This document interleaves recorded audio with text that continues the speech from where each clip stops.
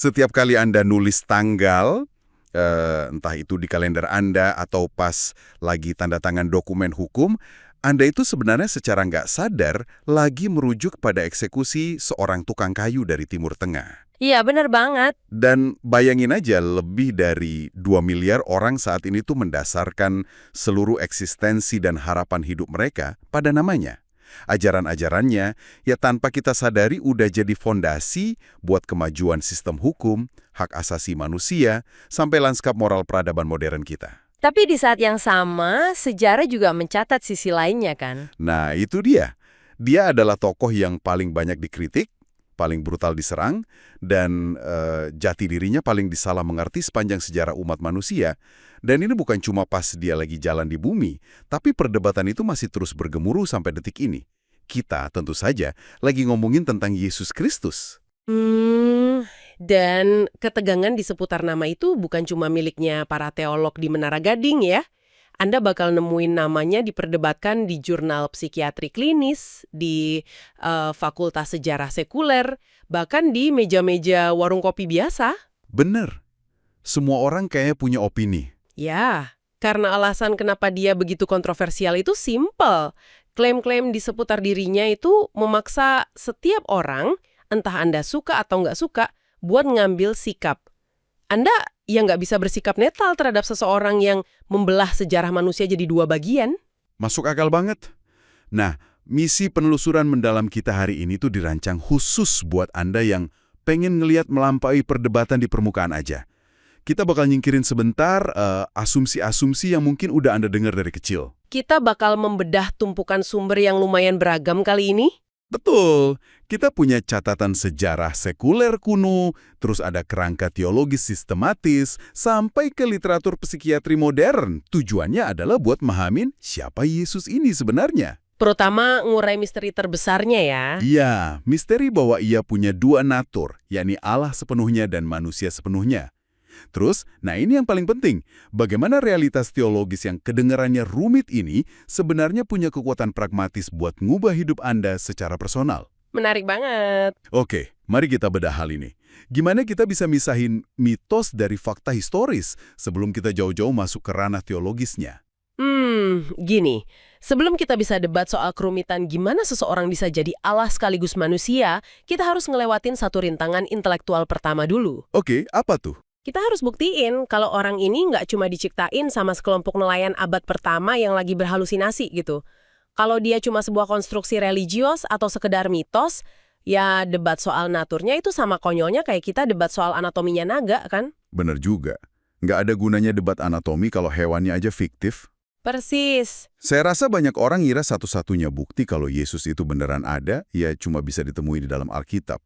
Dan buat Anda yang skeptis, Anda mungkin mikir, ya jelas dong, Alkitab ngebenerin karakter utamanya sendiri. Itu kritik yang sangat wajar. Jadi kalau dari kacamata metodologi sejarah, gimana kita bisa ngebuktiin keberadaannya tanpa pakai sumber internal dari agama itu sendiri? Nah, sejarawan tuh biasanya pakai satu standar emas yang disebut sebagai kriteria rasa malu atau kesaksian musuh. Kesaksian musuh, gimana tuh logikanya? Logikanya gini, kalau temen Anda muji Anda, itu biasa, kan? Tapi kalau musuh bebuyutan Anda, orang yang secara aktif pengen ngancurin reputasi Anda, tiba-tiba ngakuin sebuah fakta tentang Anda, nah fakta itu hampir pasti benar. Karena nggak ada untungnya buat mereka bohong untuk kebaikan Anda. Bener banget. Dan dalam kasus Yesus, catatan sejarah sekuler kuno itu ngasih rekam jejak yang mengejutkan dari pihak-pihak yang sebenarnya sangat benci sama gerakan kekristenan ini. Tunggu dulu, jadi maksudnya, Kekaisaran Romawi yang waktu itu nganiaya orang Kristen justru ninggalin bukti tertulis tentang pendiri mereka. Ya, kita bisa lihat langsung dari Tacitus. Dia ini salah satu sejarawan Romawi yang paling presisi dan dihormati di abad pertama. Tacitus ini nggak punya simpati sedikit pun ke orang Kristen. Dia benci mereka ya? Banget, dia bahkan nyebut ajaran mereka sebagai tahayul yang merusak. Tapi di catatannya, dia secara eksplisit ngelaporin kalau Kristus udah dieksekusi. Dieksekusi gimana? Dia nulis kalau Kristus ngejalanin hukuman ekstrim di bawah pemerintahan Pontius Pilatus pada zaman Kaisar Tiberius. Wow. Hukuman ekstrim di Romawi zaman itu kan jelas merujuk ke penyalipan. Tepat sekali. Jadi seorang sejarawan elit Romawi yang benci kekristenan malah secara nggak sengaja memvalidasi waktu, tempat, tokoh politiknya, dan bahkan metode kematian Yesus. Betul. Terus ada juga Pliny yang muda, dia ini gubernur Romawi, dia nulis surat resmi ke Kaisar Trajan. Isinya soal apa?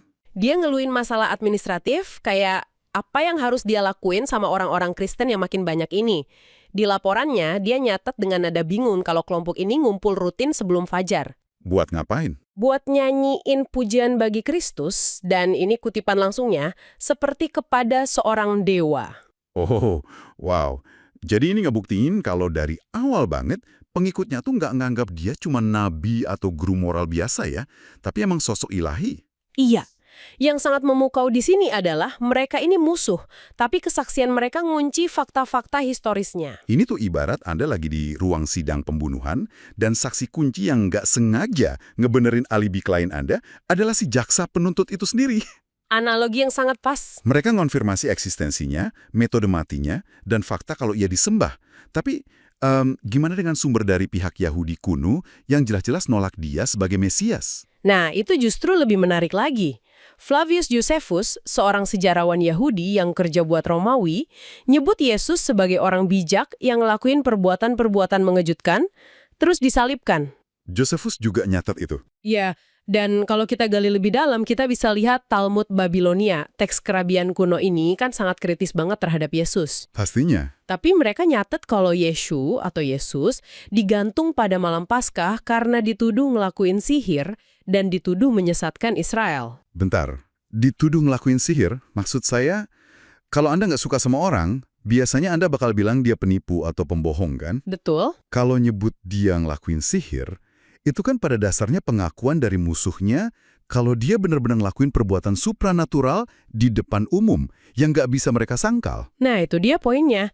Karena mereka nggak bisa ngejelasin mujizat itu secara rasional, mereka melabelinya sebagai sihir. Para musuh di zaman itu nggak pernah nyangkal mujizatnya. Mereka cuma nyerang dari mana sumber kuasa itu berasal gitu ya. Persis.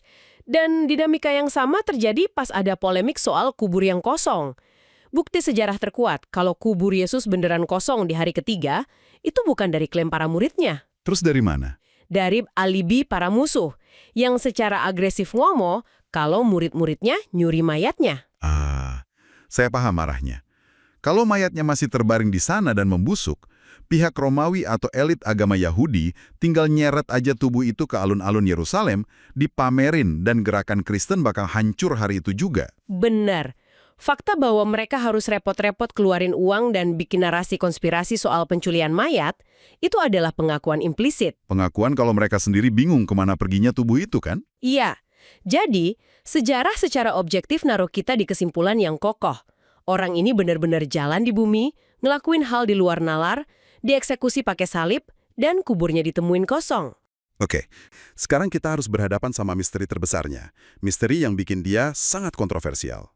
Misteri dua natur. Iya, kalau dia nyata, gimana kita ngejelasin konsep teologis kalau dia ini sepenuhnya Allah dan sepenuhnya manusia?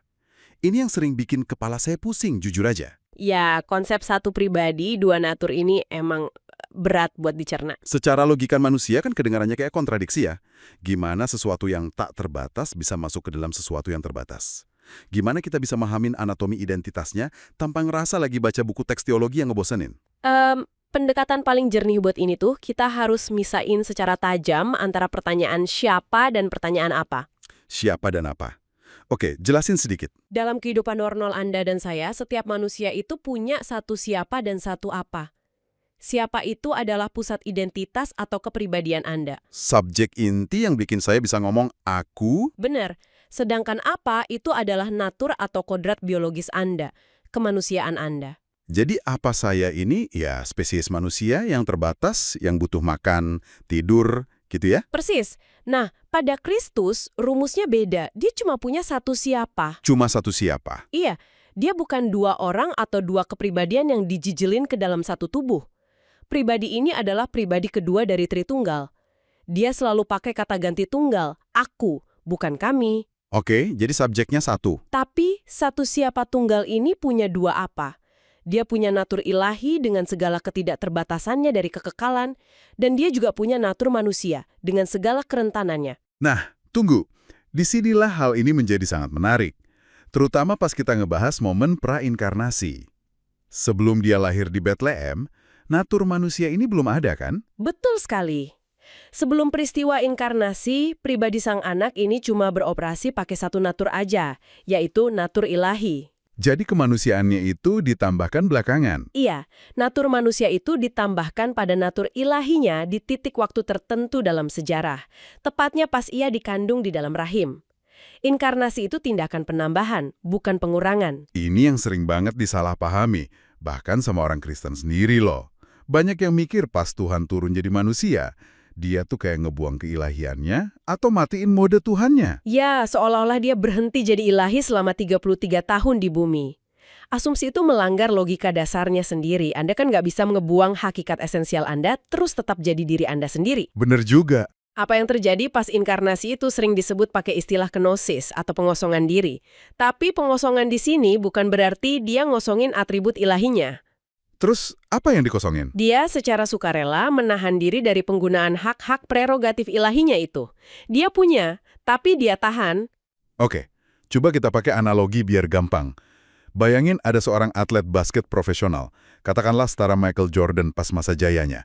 Ini ngelambangin natur ilahinya. Oke, analogi yang bagus. Suatu hari, atlet ini mutusin buat main basket 1-1 sama anak kecil umur 5 tahun di taman. Nah, momen ini ngelambangin pas dia ngambil natur manusia. Terus apa yang terjadi di lapangan? Si atlet ini kan pasti nahan kemampuannya secara sukarela.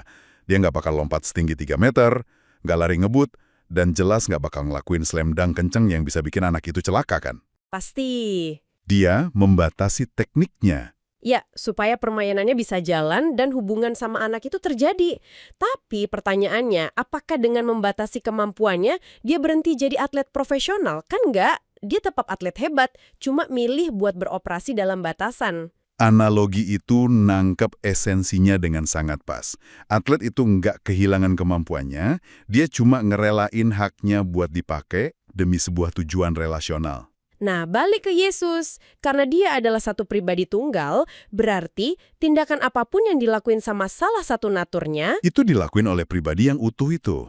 natur ilahi ngasih nilai yang tak terbatas pada perbuatannya, sementara natur manusianya ngasih dia anatomi buat ngerasain capek, lapar, dan bisa menderita. Tapi ini justru bawa kita langsung ke kritik terbesar dari kaum skeptis.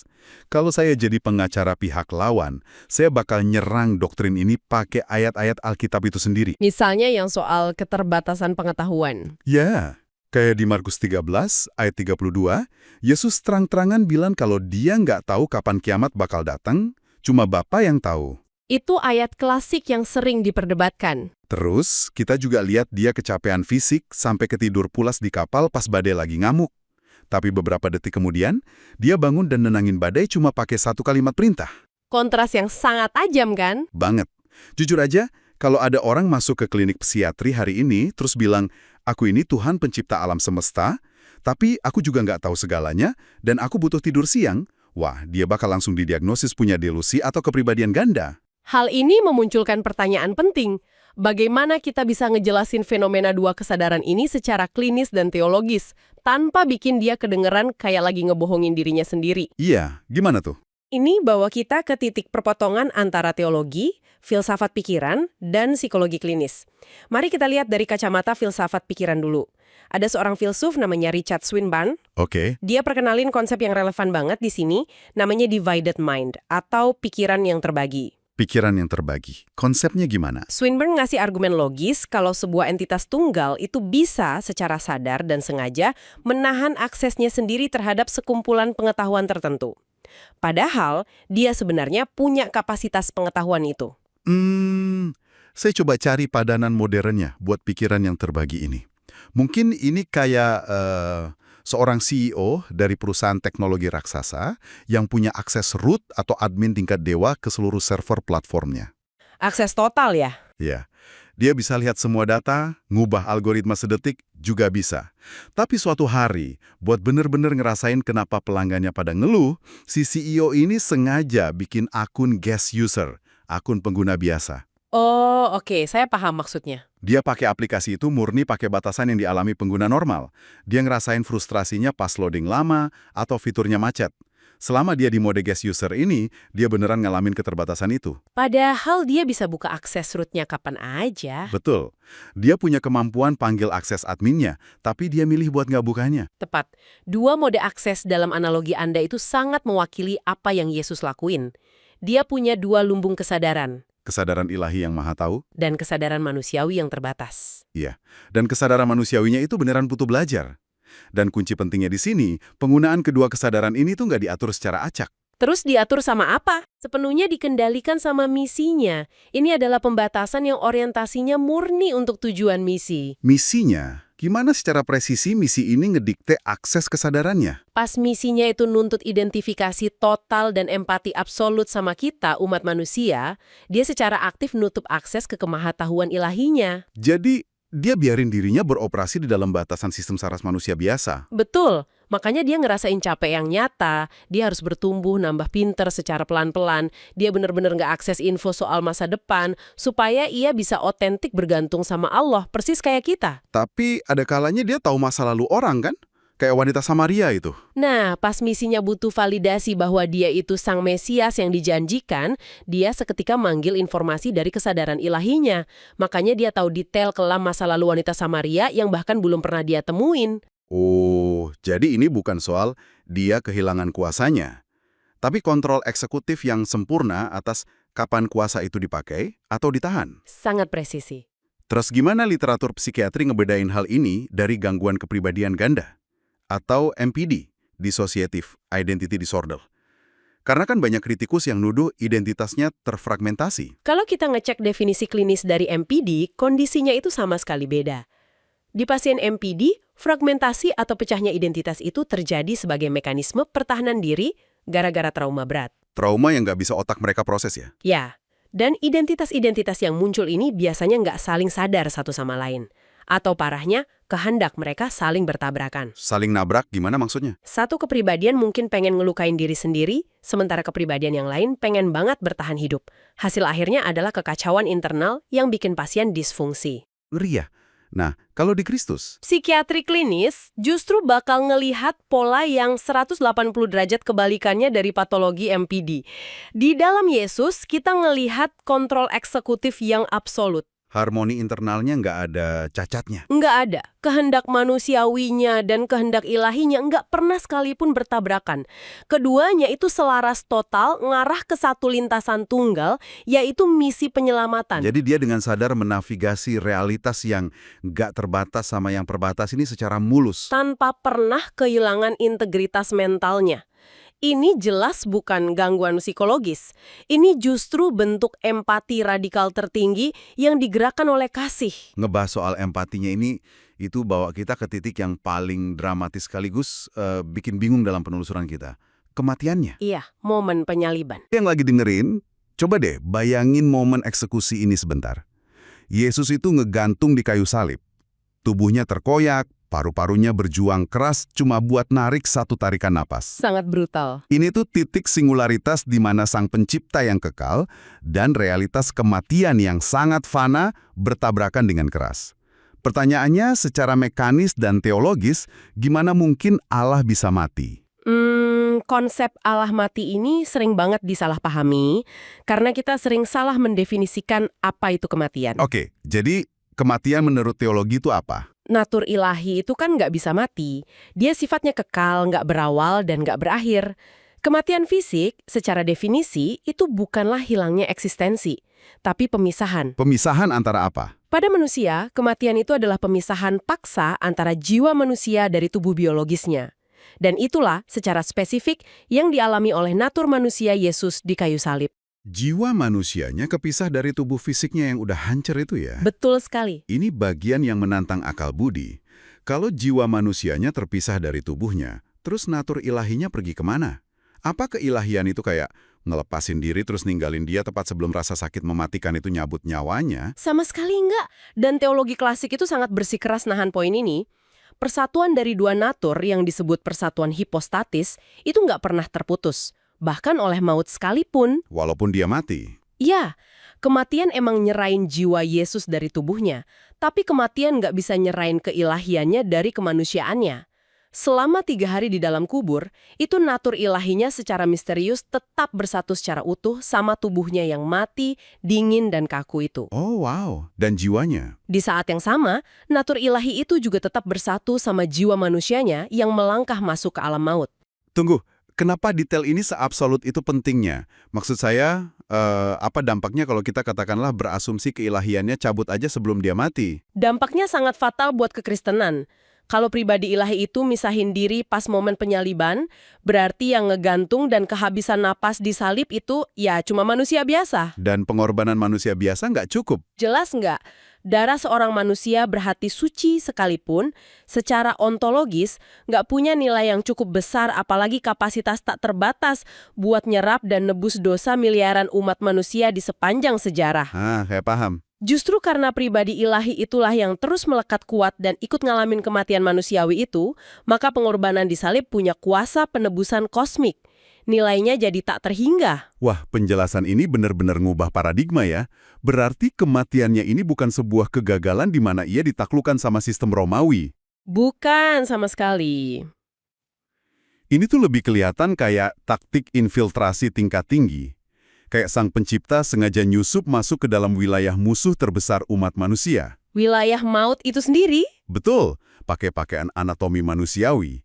Dia masuk ke dalam maut bukan buat kalah, tapi buat meledakkan maut itu dari dalam. Infiltrasi adalah kata yang paling tepat buat ngelihat ini. Dan itulah kenapa kebangkitannya itu bukan cuma mujizat acak yang kebetulan terjadi. Kebangkitan itu konsekuensi logis dari infiltrasi itu. Tepat. Kebangkitan adalah momen reunifikasi, penyatuan kembali tubuh biologis sama jiwa manusianya. Tapi ingat, ini jauh melampaui sekedar resusitasi medis ya. Ini bukan kayak orang mati suri yang jantungnya dipompa terus hidup lagi. Terus apa bedanya? Ini adalah proses glorifikasi. Tubuh manusia Yesus ditransformasi secara radikal, jadi eksistensi yang sama sekali baru. Secara fisik ia ada, bisa disentuh, tapi nggak lagi tunduk pada hukum kebinasaan atau penuaan. Natur ilahinya secara aktif ngebangkitin natur manusianya. Iya, dia memulai tahap pemuliaan yang ngebuka pintu masa depan yang baru buat kemanusiaan kita. Pembahasan ini sungguh luar biasa secara intelektual. Gila. Tapi mari kita tarik ini keluar dari ranah teori dan bawa agak turun ke aspal jalanan kehidupan kita sehari-hari. Ketataran praktis ya. Iya. Jadi, apa arti dari semua ini? Buat Anda yang mungkin lagi dengerin ini sambil nyetir nembus kemacetan, atau lagi duduk di meja kerja dengan beban pikiran yang berat, atau bisa aja Anda lagi ada di ruang tunggu rumah sakit sekarang. Iya, situasi krisis nyata. Semua teologi tingkat tinggi tentang dua natur ini, prainkarnasi, pikiran yang terbagi sampai anatomi penyaliban tadi, kenapa ini harus peduli buat Anda? Apa sih makna pragmatisnya pas Anda lagi ngerasa hancur-hancurnya?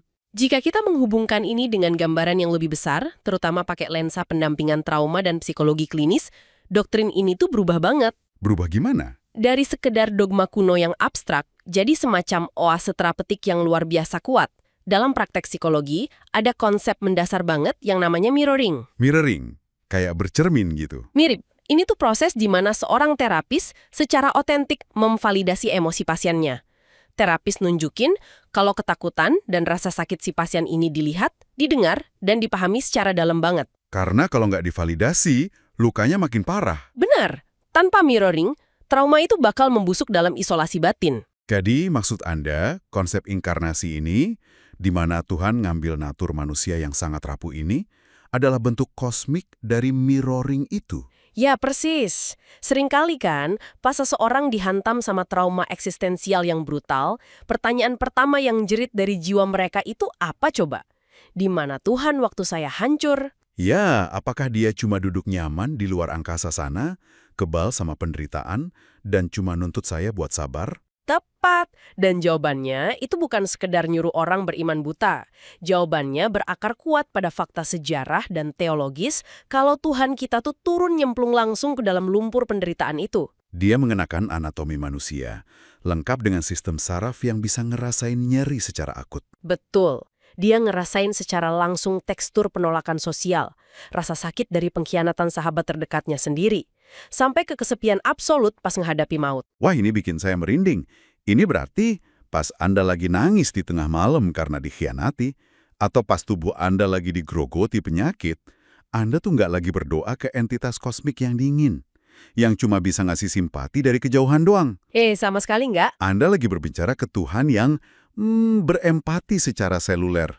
Tuhan yang, ya secara harafiah, mengerti rasa sakit karena dia punya luka yang ngebekas, nyata di tangan dan kakinya. Kebutuhan psikologis terbesar dari jiwa manusia yang lagi terluka itu adalah kebutuhan buat dipahami secara total oleh figur otoritas tertinggi. Dan Yesus menuhin itu semua. Iya, doktrin dua natur ini jadi bukti kalau sang penebus Anda nggak cuma punya kuasa tak terbatas buat nyelamatin Anda, tapi dia juga punya kemanusiaan yang cukup nyata buat nangis bareng Anda.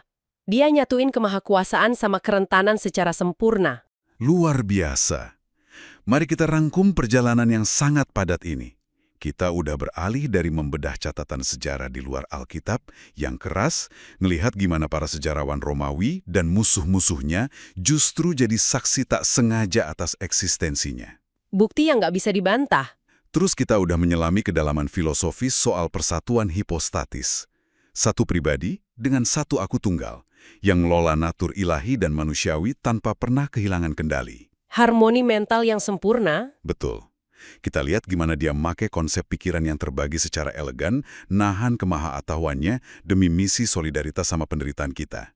Ngebuktiin integritas psikologis yang absolut, tanpa dikit pun jadi terfragmentasi. Dan puncaknya di penyaliban ya. Ya, dan yang terpenting, kita nemuin keajaiban emosional dari Tuhan yang rela mati buat ngebongkar maut dari dalam.